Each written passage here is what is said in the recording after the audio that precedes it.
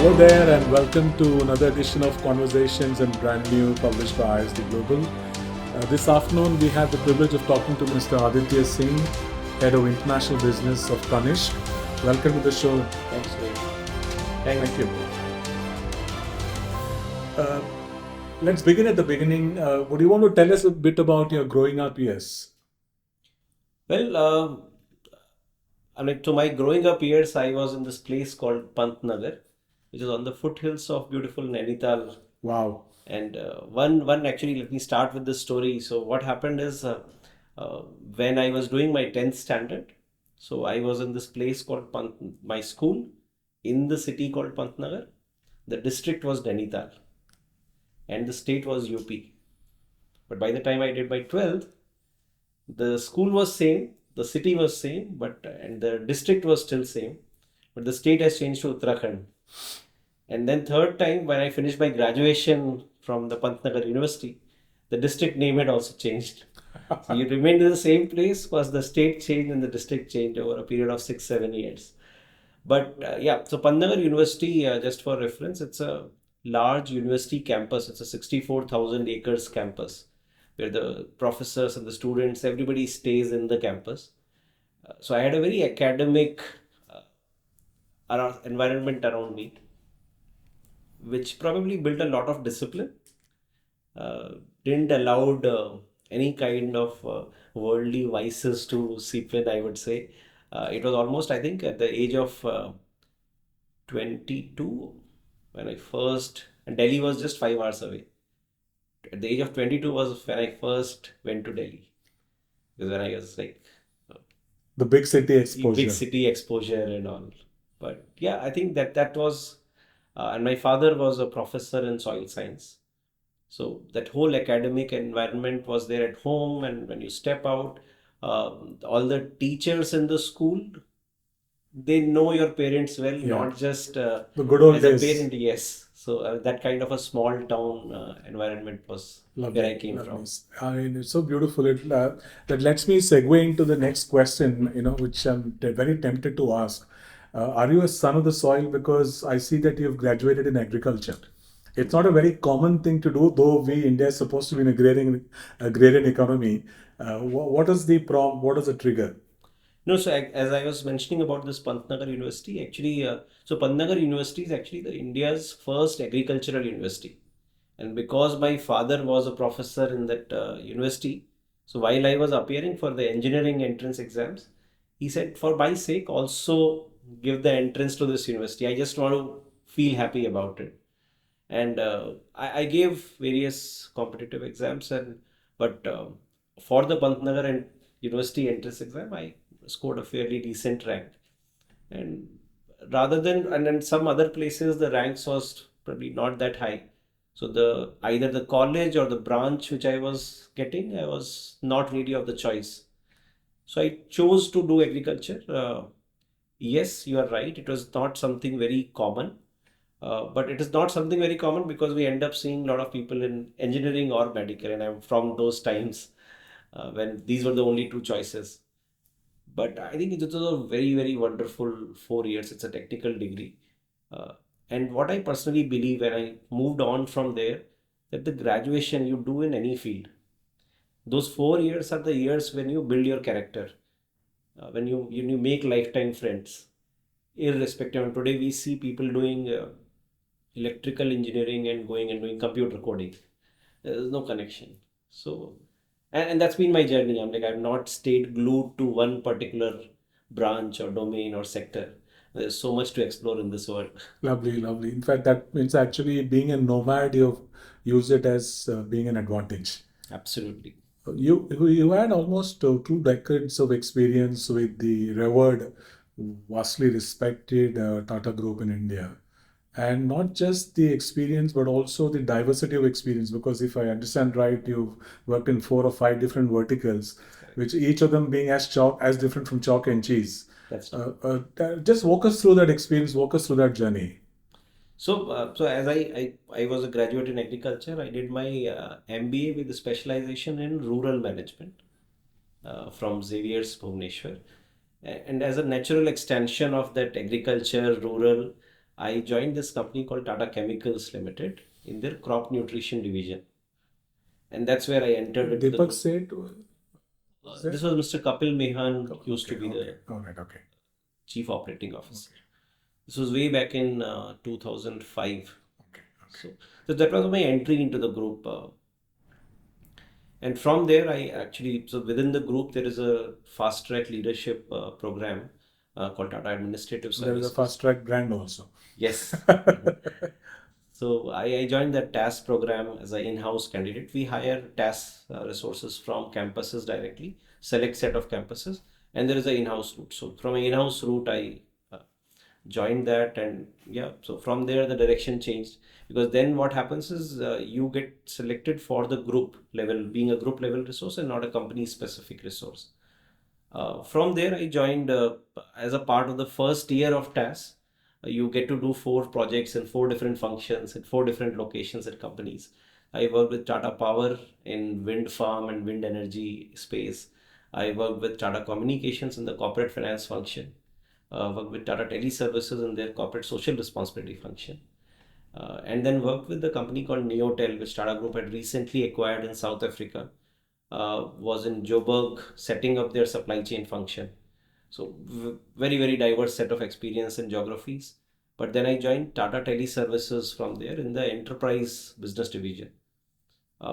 This was the period, and that's why I was part of the team which brought Docomo into the country, and we changed the market by changed it from a per minute billing those days So to a per per second second. billing, and that completely changed. Of course, Docomo was over the period, it was not a great success story because good competition in the country. And that point, I remember there were 13 telecom service providers in the country, very crowded market, and it was not sustainable for 13 players to coexist in a telecom market. And that's what happened. Over the time, consolidation happened. I moved on from telecom, and I took a leverage from the telecom experience and joined Tata Consultancy Services, TCS, and I was in Europe, right, specifically North Europe, based out of Stockholm, and as part of the telecom vertical in TCS. So, kind of helping our clients in the telecom space in Nordics and Baltics with the solution offerings that TCS has, or the what IT can do to resolve their issues. And it's a very funny incident. I think I was when I was leaving TCS and coming back to India. One of the CIOs of one of my primary clients was a big, large telecom player in both Sweden and Finland. He hosted a farewell party, and he was asking that question, saying, "So, which branch of engineering are you from? Is it communications? Is it electrical or telecom?" I said, like, "No, I am a graduate in agriculture," referring back to your previous question. He said, "So, what really have you been selling all these years to us?" But I think what we discussed at that moment, it was not about what educational background you come from, but was I able to understand the business challenge that my clients were facing, and was I able to dig deeper into the larger TCS ecosystem and able to get them the right solution at the best possible price. And that I think was my role, despite being from a completely non-tech background and still uh, doing a sales job in TCS. Right, right. From there, I joined Titan. It was almost 10 years back. I just last month completed 10 years with Wow, Titan. congratulations. Thank you. And I still say to everybody I meet in Titan, that's every single day I come to office, it feels like it's my first day at Titan. So much happening, so much excitement here with the team, with the kind of work which is happening. And that is when I joined Titan, so I shifted from the B2B world to the B2C world. So that's been the transition. And within Titan itself, I've done three roles. So I started with Tanishq Jewelry for the West India market earlier as a region head. Then Titan signed this joint venture with Mobla Germany for helping them set up the exclusive retail in India. So I joined as the retail head for India there. Employee number two, I still remember. So you have to take all that risk, saying leave the security of working with an established brand like Tanishq and getting into a brand which we don't know if it will work or not work in the country. Did that for roughly 3 years, and I think the processes, the teams, everything was set up. We had kind of, as per Mobla Germany, we had kind of reached, so we had covered Bangalore, Chennai, Delhi, major cities from a luxury point of view were covered already. So it was kind of getting stagnated, same kind of. And that's when I think Tanishq was also looking that it is now high time that we take the brand Tanishq to the world. And that's when this opportunity came up. I joined as the jewelry head for international business. It's been 4 or 5 years, but absolutely amazing in this. Like, because the scope now, as we define, is we can take Tanishq brand to every country in the world except India.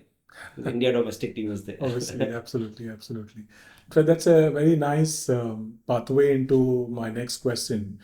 Considering the diversity of experience and exposure that you had across multiple industries within the group, we believe at ISD Global that the best ideas, concepts for an organization come from outside its core vertical, True. right? For example, we always believe that an IHG or a Marriott or a Hilton should have done Airbnb. An HMV with almost 85, 90 years of content should have done iTunes or Spotify, yeah. Spotify or True. Deezer or Angami. But all this industries got disintermediated by somebody completely out from by some completely some outside the industry. So, what is your take on this? Is this something that you practice within your division or within the group? No, absolutely correct. I completely agree with you that sometimes I think the best ideas come from somebody who comes from outside. And for that reason, personally, I have built my teams over the years, keeping that principle. So I always try to bring in some people completely from outside the industry. And I think it also flows from that culture and trust factor within the group per se, not just me. So when I got hired into Titan to handle Tanishq for West region, I neither had a jewelry experience, nor had a retail experience, nor had a B2C experience. But the leaders of Titan still trusted me to take that responsibility, and that's what we look for. So typically, when we hire team members in the team, we what education, what background of the previous job matters less. The adaptability, the agility, the openness to new ideas, and ability to convert your learnings from past into future. That matters the most. In fact, I remember one of my first hires after joining Titan. We were looking for a customer experience manager. So typically, within Tanishq at that point of time, this role was being offered to some of the best store managers. So they're now coming into corporate office, becoming a customer experience manager. I ended up hiring somebody from the banking industry, from the wealth management group. It's like if you can handle HNI clients on wealth management, you can very well handle the jewelry customers and creating experiences for them. Right. And Absolutely. now that we are into the international markets, this becomes so much more relevant. Saying, because if we continue to bring the same practices that we are having in India, we will never succeed in the outside market. We need to learn the practices of the market and not just from the jewelry industry. We need to learn from the retail industry, and that's when because when customer is buying a piece of jewelry, the competition is not necessarily the next jeweler. The competition might be iPhone. Competition might be a holiday package. So when we keep that in mind, saying where the money competition is coming from where, that's when you start learning from everybody's practices. And typically, hospitality, airlines, banking, these are all the sectors that I take learning for my current role in terms of the customer experience delivery. For the processes inside the organization, I always refer back to the IT field, my TCS days, because TCS is a large organization, some 6 lakh plus employees. To manage 6 lakh, 600,000 employees, you need very solid processes and structure, otherwise, you can't manage that organization. And that structuring and process I'll bring from there and try and deploy here. The strategy deployment and strategy creation, I learned all the way back from my Tata Chemicals days, because that was the time when we were deploying quality function deployment in a strategy, balanced scorecard. We were using way back in 2005, where a lot of other Tata Group companies were still not there. And I still bring all those practices. So yeah, I think that that's completely agree with you that when you learn from all the possible industries, even today when we create sometimes the training experiences for my staff, I don't tell them to copy because I mean generally in the market, and I do firmly believe that we provide a decently good experience to the customer. Now, if I am already providing among the competition a good amount of experience, where do I take this to next level? So I get a Taj training manager to come in and talk to the staff saying, how do you take it to the next level? Absolutely, absolutely. In fact, it's an interesting path actually because I mean, if you permit me to state the obvious, brick and mortar stores, a lot of them are being upended by the online businesses. Yeah. Okay, and the one question that we, whenever we consult for brands, that we encourage asking is, are you worth a special trip? Mm-hmm. Wherein the actually physically the customer is coming into your Yeah. stores, and what is the kind of experience pathways that you're creating. Otherwise she or he is content with the convenience aspect Correct. and the at home delivery aspect, right? Yeah. Everything else is taken care of. So how do you in this era, what I'm leading up to is that, do you think this is a model which will lead to a very defined hybrid kind of a scenario? What is your take on that? It's a brilliant question. So if I go back couple of years, Titan and Tanishq as an organization, we acquired a good amount of stake in Carrot Lane as a company. Now Carrot Lane was a digital born company. They were online first. And as a seeker, we wanted to learn that model. So the best way to learn is you get somebody on board and learn from them. Uh, I think the beauty of the way the whole situation or acquisition or stake taking was handled was the Carrot Lane team was allowed to run the way they were running. It was just an acquisition. However, some of the review meetings, some of the best practice sharing that started. So wherein Titan and Tanishq started to adopt those practices of how do you get a customer to buy jewelry online. It is a category where customer want to touch, feel, wear, try it out because the same neck piece, beauty wise, technique wise, it might be great, but somebody has a long and a thin neck, somebody has a slightly broader neck, it might fall differently. So you have to see the fall of the neck piece as well. For that, you have to try. Now, while there are try at home options, but still you get to see maybe two pieces, three pieces. I want to choose from 20 pieces. Now, 20 pieces may not come home for every customer. So, therefore, the brick and mortar requirement was still there. And going back to that, so we learned from Carrot Lane. Carrot Lane learned from Titan. So, today, Carrot Lane has 200 plus physical brick and mortar stores. Both brands benefited, both grew. Uh, Coming back to that aspect of where is this going? I'm like, will it be hybrid like this? So, just to narrate some experience, jewelry is a category which is a very high involvement category. Just yesterday, I was speaking to one of my store staff, and they were telling a story about. So, there is this couple who got engaged, I think 3 years back in the midst of pandemic 2020 or 21. They got engaged. They purchased the rings of both of them from us. A year later, they got married. They purchased all the wedding jewelry from us and they came to the store and selected. Uh, then, I think a year later, I think just earlier this year, January or something, so they conceived. So then they got to know of it. They came and, as a matter of gifting to each other, they came and purchased. A week later, they got to know that they got actually twins. They again came and purchased.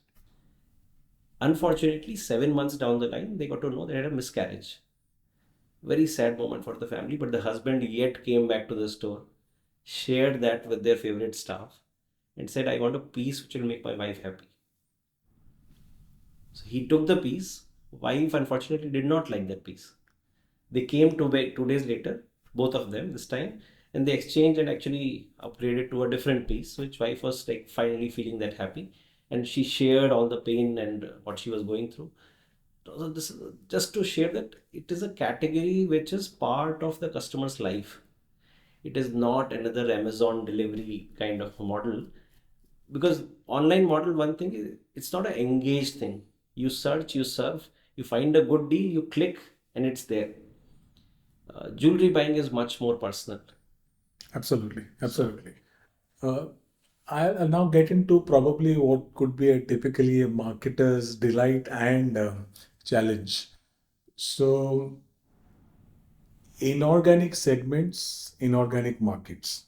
Mhm. Okay, there is always the usual suspects that, I mean, it comes with the domain, it comes with the territory, Yeah, yeah. These are my segments, these are my go-to geographies, etc., etc. For Tanish the brand, what is the endeavor with you and the team at the international level in terms of tapping into completely inorganic segments in terms of consumers Right. and customers, and also in terms of geographies, which are the not usual suspects geographies? Right. What is the initiative that you're working on? So, if you were knowing, I mean, so actually Tanishq made its first attempt of going international way back in 2008. And we started with New York, I think New York or New Jersey, New York probably, in 2008. So there were both internal and external factors because of which that venture was not as successful as we would have wanted it to be. One of the primary reasons we targeted to reach out to the American customers. We created a complete new line of jewelry. What would appeal to them? But since it's a discussion around brands and marketing, uh, what we failed to do appropriately at that stage is America is a very capitalistic economy. You have to build a brand first and then reach out to a certain customer segment. With the large Indian diaspora across, they very well know the brand Tanish. And that diaspora is a high net worth diaspora across. Of course, there are all shades of Indians all across. But in general, Especially in North America North itself. America, it's a top end of the society. They knew we were not catering to them. The location we chose and everything, it was meant for the Native Americans, but they didn't know the brand. And the Indians didn't came because that location was not convenient for them. You are not in Queens and Jackson Heights and all No, so those. we were in the like middle of where the hot and happening kind of place. So, and of course, the external factors of the 2008 economic downturn, which happened and all. So, we I think closed after a couple of months, came back. Now, we took all those learnings. Now, the plan is we are going where the Indian diaspora is strong so that that becomes our base. Uh, Saying if we open a store, and let's talk about Dubai, for example, within Dubai, we opened our first store in Meena Bazaar. Why? Because it's the Indians hub. We have also opened a store in Karama Center. Is it a very hot happening Dubai Mall kind of place? It's not. But is it a place where the jewelry shopping is happening? It is. It's, I think, I've been told by my team that at one point of time, couple of years back, after Burj Khalifa, Karama Center was the second most visited place in Dubai. So that is that kind of market, but it's not a upscale market. Now, what do we do as a brand, which is considered a little premium and seen as a premium? So we came and we said, we'll take up a space, we'll work with the mall, we'll change the face of the place. Let's bring in the practices which are associated with the brand. Let's bring in the aura of the look and feel of the place, and we change that. So whichever places we are entering, we are working towards that. Coming back to your question, so our primary target audience is the Indian diaspora. Then the secondary customer base is the people who love India, who want to explore India, who want to feel India, but are not Indians.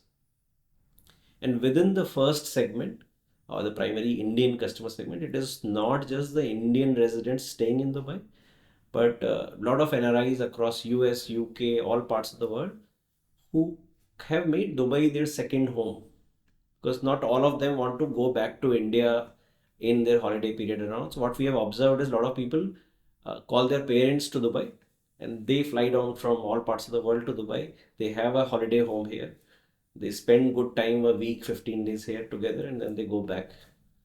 They also want to splurge on jewelry.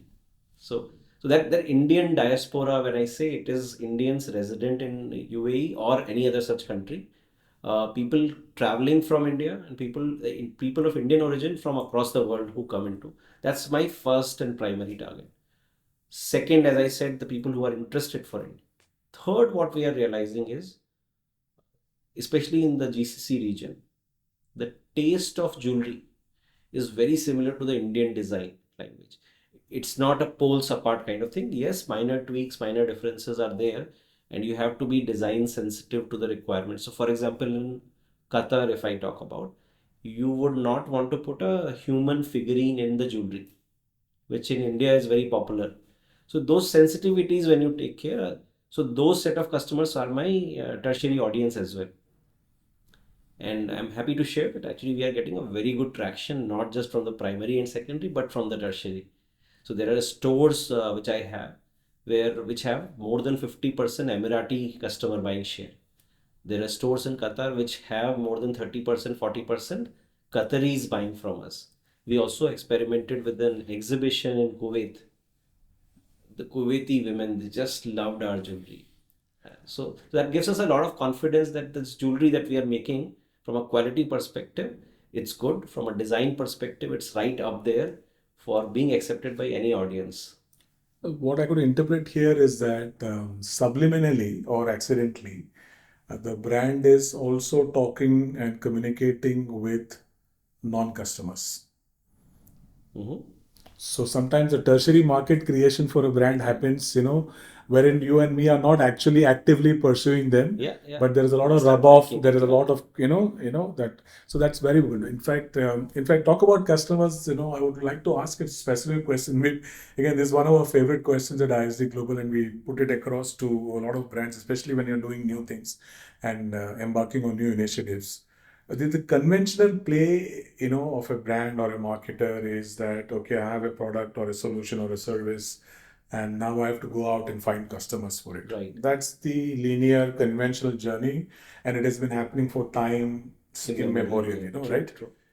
What we propose at this, not just for the sake of being contrarian or counterintuitive, but probably far from an efficacy point of view, an impact point of view, what we propose is that why not find products for your and solutions for your customers rather than the conventional way around, just to give you a few examples, no customer came and told 3M that I need post-it notes. True. Nobody came and told, Xerox that they need fax machines. True. Nobody told Apple that they want a touch phone. It is the respective brand or the organization going out and taking those little or big moonshots to come out, and then the customer will, oh my God, how did I live without it? So, what are the things that a brand could do? Probably looking at actually taking those moonshots and putting things out there, and then suddenly they begin to kind of embrace it. What are your thoughts on that? So my perception is, and probably I don't know whether I'm wrong or right there, is that for taking these moonshots, your uh, market research team, the teams which listen to the customers, and especially the leadership team, they need to be listening and talking to the actual customers. The customers need not necessarily say the obvious, saying, I need a post it note, for example. But somewhere in the conversation, the ability to read between the lines, so what the customer is actually saying versus what they really mean, Right. might be very different. And that is where I think between a good company doing market research and a great company interpreting between the lines. A lot of times companies end up doing the mistake of completely outsourcing the market research work, and the leadership team who have built the brand, who have the ownership of or who have the power to take those decisions, they are at the fag end of the cycle. So an external agency has done your market research, it has come to your marketing team, they will put their filters, and those filters actually keep succumbing back, if I may use that word, to the actual norms which are there. So you remove all the noises, and that's typical thing saying, let's remove the outliers. Give only the signal that the leadership wants to hear. Yeah, but outliers is where the magic is. And the leader would have actually loved to hear that, but just to being compliant, we keep on removing at every stage. By the time it reaches the CEO or the leader, like it's what he wanted to hear, which is where this is the average company. But a good company CEO, the leadership team, they actually go out to the market, talk to the customer, and a lot of time they are the ones who are able to interpret and come out with products which looks like nobody asked for it, Absolutely. but the Absolutely. requirement was there. So this is what we normally call now these days it is called as social listening and Correct. an ear to the ground wherein as you Yeah. mentioned customers understanding feedback and you look beyond most Look important beyond word what is being I mean actually I worded. like the word outliers that you use exactly that is what is actually need to be interpreted.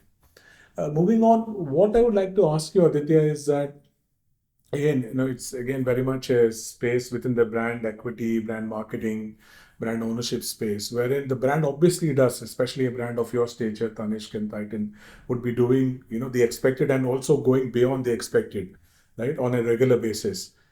Do you think there is room, scope, potential for the originating country, like in your case, India, to be also hand in glove, work as a strong ally wherein a made in India tag actually enhances your proposition.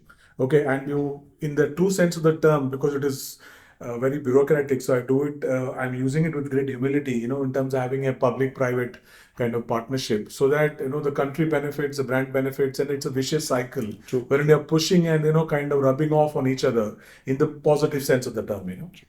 Absolutely. I think it's the see, every country today gets associated with certain tags, right? Uh, Whether it is Germany being known for automotive technology or Japan for that matter, always get associated with technology. Korea is becoming popular from the K-pop culture, and everybody seems suddenly. I'm sure the tourism in Korea is jumped up because everybody seems very inquisitive about Korea. So every country in the world, and there are positive connotation words, there are negative connotation words like corruption and poverty, and all those also get Snake associated. charmers and all of that. Absolutely, yeah. And it's I think the responsibility of whosoever is out there, not just the brands, but every tourist from, let's say, taking an example here, every Indian who travels out, when they're out in another country, the way they behave, they are representing the country, not just themselves. Yeah. Similarly, now when there's a brand or a company, when they go outside, it is not just that they are representing the brand alone or the company alone, they are representing the country. So the kind of practices that you indulge in, the kind of the way you treat a customer, the quality control that you keep on your products, all that matter. And it's a rub off. So brands do good, the country's image, the kind of connotation words start getting shifted from negative to positive, or it could be vice versa. And when the country starts getting tagged, a new brand comes out, nobody knows of, nobody heard of that brand. People will, yes, it is from that country, it The will have perception is these, already yeah, yeah. established. So it's like a sine wave which keeps going on, saying the country impacts the company impacts the country, and it goes on. In fact, to that point, I recall an interview that I read on Forbes, I think, if I'm not mistaken, of the Pixar CEO. Mm-hmm. So this lady journalist was asking him, how do you, and this Pixar had done almost 12 films which had clocked $500 million consistently. Film is the most risky creative It medium, is, right? it is. Right? But in spite of that element of almost a factory assembly line consistency Right. in terms of box office returns, how do you achieve that? That is the question she posed, and he had a very simple answer. There is no better business plan than high quality. Absolutely.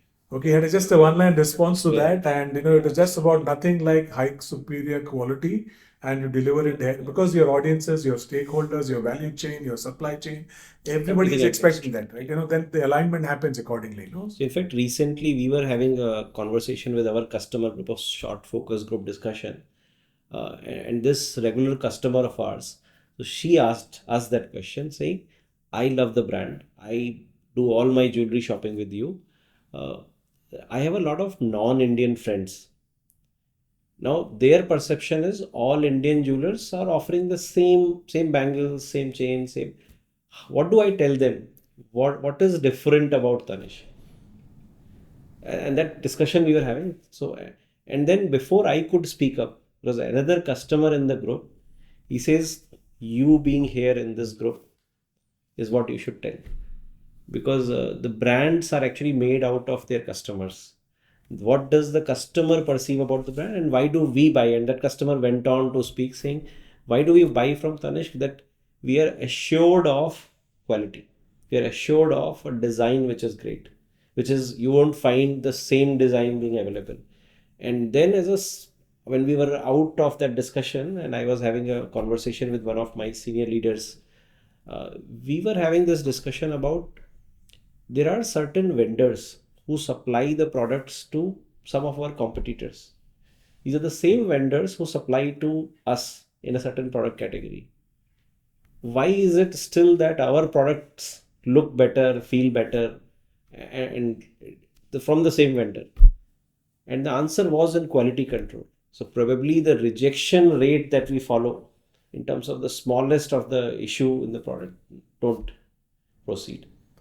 So that when we keep that quality control, we have to, like going back to your previous question about, we are not just representing ourselves, we are representing the country.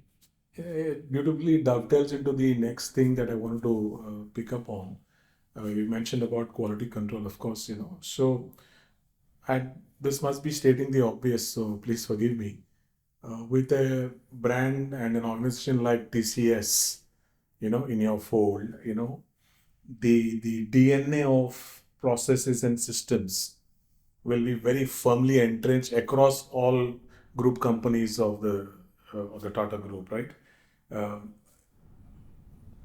in a retail scenario, how does that come into play, and what is the articulation that you do, wherein in your brand story especially, Right. because exactly the point that you raised earlier about the quality control and the uniqueness, the differentiation, because a jewelry is the common perception. Right. How do you minutely kind of separate the wheat from the chaff, Right. is so, and I'm sure a lot of it has got to do with process and systems and things like that. You want to elaborate No, on that? definitely. I think not just because TCS is part of the group. I think as a group, we have this binding factor, what we call as the Tata Business Excellence Model, and we all the large group companies, they follow that as a mandate. I mean, it is actually built and based on the principles of Malcolm Baldrige quality system from US, which in turn got developed from the Japanese. Japanese. Yeah. So it's a very well developed, very TQM, the Edward Deming's correct. So and we have modified. So every year it keeps getting modified. So for example, a couple of years back, safety became very important. Then the climate change has now seeped into that. So it is not a static framework of from some 50 years back. It's every year that dynamic. it's dynamic, and this the alignment to this model is so strong that for a company like Tata Motors, Tata Steel, and all, for them to continue to be able to use the brand Tata, they have to comply with this format. That's how inbuilt in the DNA it is, and this has a dedicated scoring for the processes and the results. It's not as if you build only the processes. So if I were to just share here, so out of if the 1,000 point scoring sheet, it's roughly 450 on the processes, 550 is still on the results. Okay. So it's not that you just build great processes, you also have to good results. Obviously, it has to translate to what Yes, it meant for. absolutely. But the way you define the results, and any result definition is not just limited to, so okay, how much did you do this year? How much did you do compared to the competition? How much did you do compared to your own performance? uh, what factors sing in there? All those factors are also brought in. Uh, Going back to the process and the focus on quality control. So, as part of the structure of business excellence model, so there's a dedicated focus in there on the quality and the aspects. Okay. And it's deeply senior because Titan, Tanishq as a company, so vertically integrated, what I was sharing earlier, no product which has any kind of defect will reach out. Absolutely. And So there I are think that's a multiple wonderful checkpoints. reassurance to have as a brand owner, as a In brand fact, what we guardian. have also started very lately is before a situation reaches a complaint from a customer, the store staff is empowered to raise a complaint on behalf of the customer before it becomes a complaint.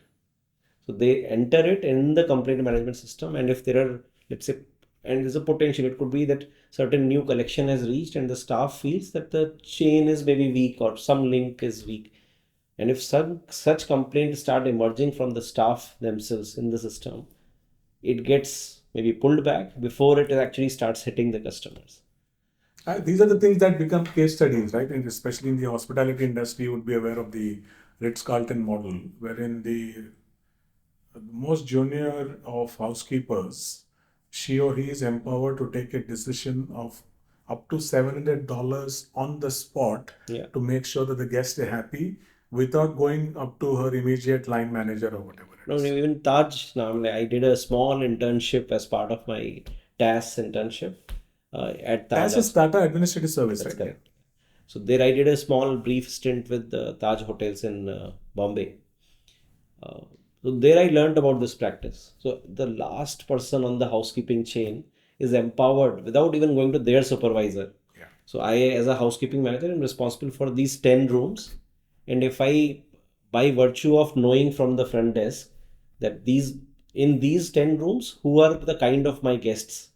So if I know that there is a single businesswoman who is there and she's out full day, and she comes back, probably she will need a makeup removal kit. Now that person has been allocated a budget. He has those things purchased already. He'll just place a makeup removal kit in the washroom.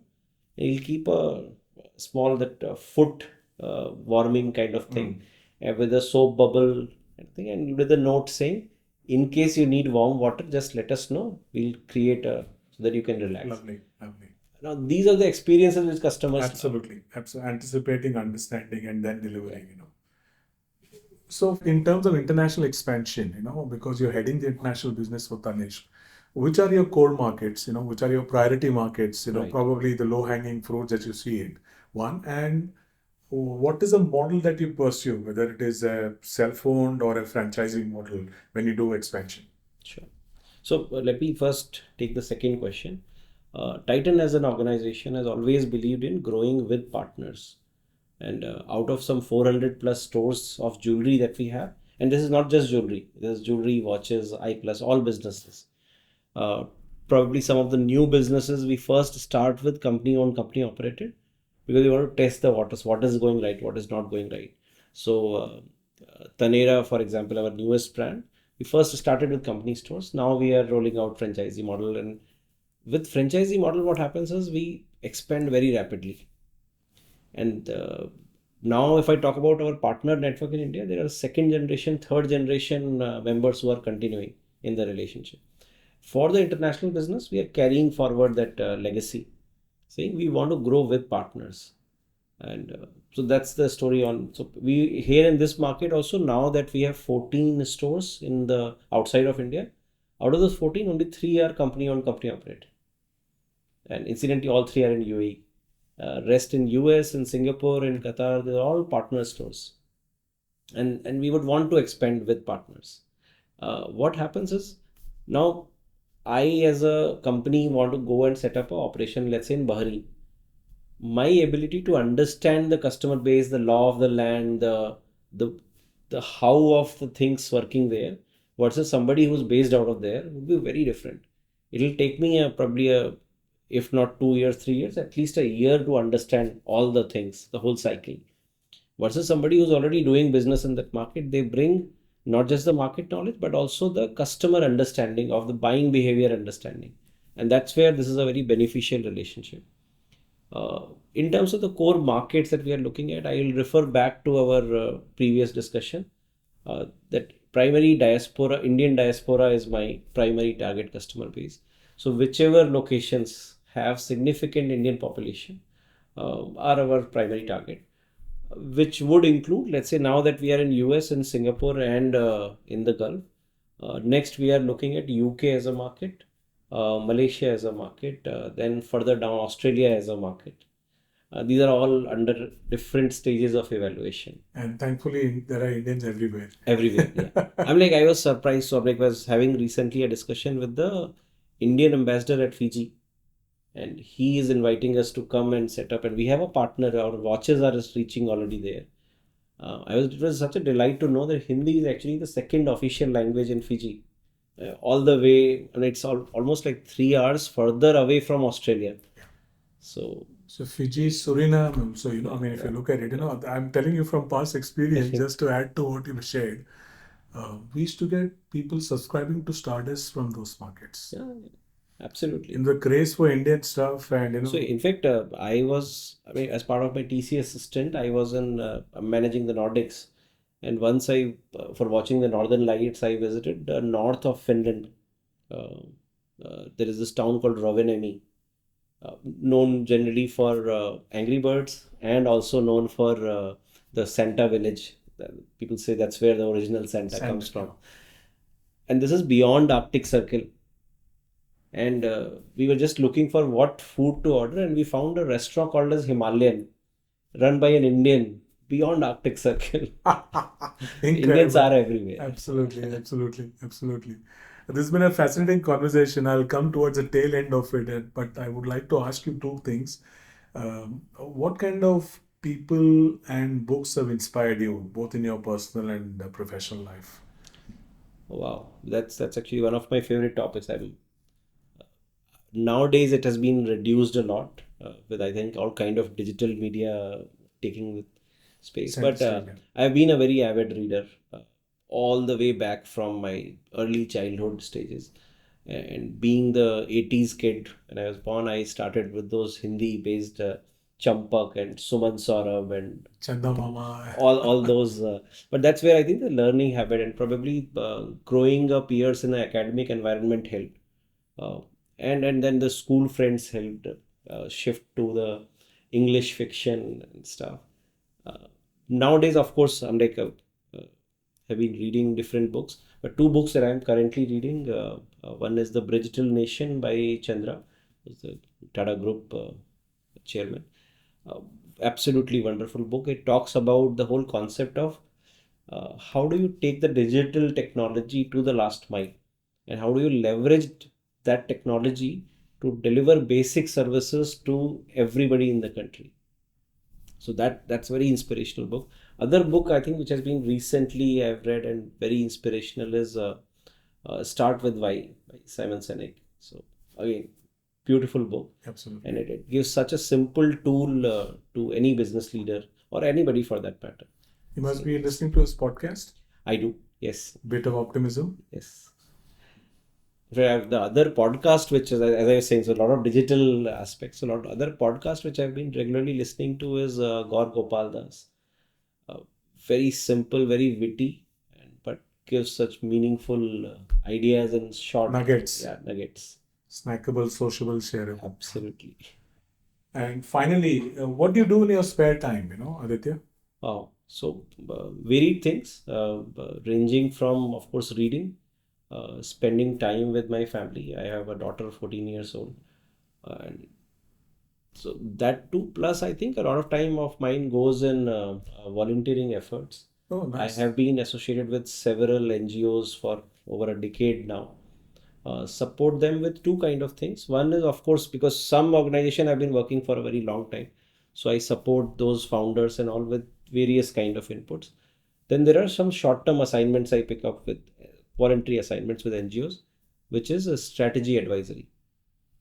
I feel that I have been fortunate enough to be working with such a good group and varied experiences as we discussed.